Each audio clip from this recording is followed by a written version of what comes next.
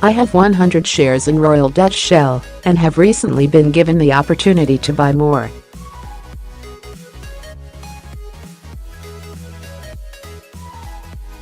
What should I do and what is the difference between the firm's A and B shares? First, you need to ask yourself why you're investing.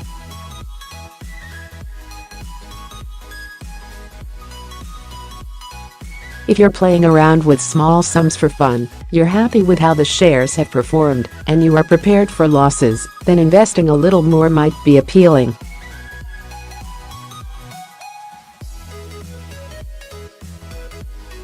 But if you're investing for something more serious, such as your retirement, you need to give it much more thought.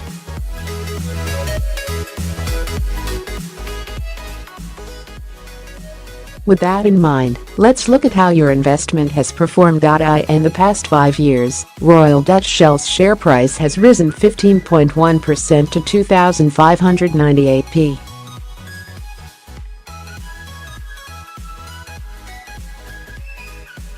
But in those 5 years, the value of its shares has swung wildly, dipping as low as 1,351p in January 2016.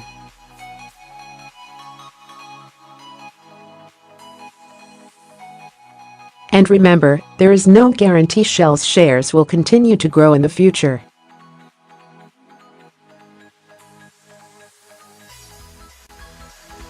One of the major attractions of Shell is that it pays a good level of income to shareholders.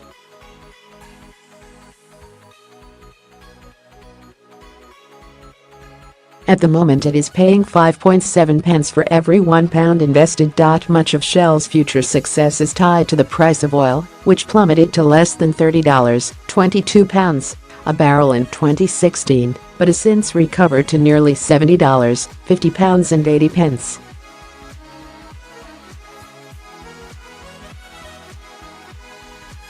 While this is important, you should make your decision on whether you think Shell is a good company and not what you think will happen to the price of oil.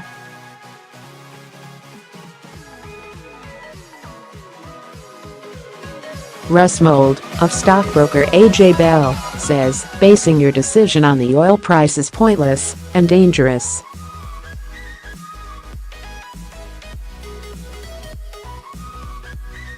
Legions of experts pore over oil data to work out what the price will be, and they still get it wrong.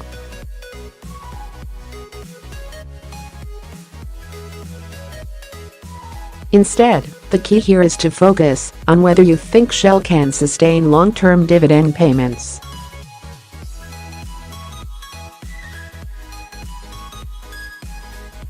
To determine this, you must look at the firm's profits, its revenues, if it has any debt and how much.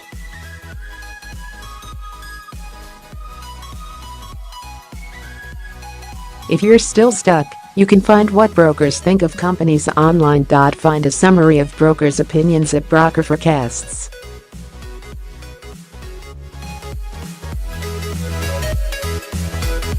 Alternatively, seek advice from a stockbroker.As. To the class of shares, shares are paid in euros and are subject to a 15% dividend tax.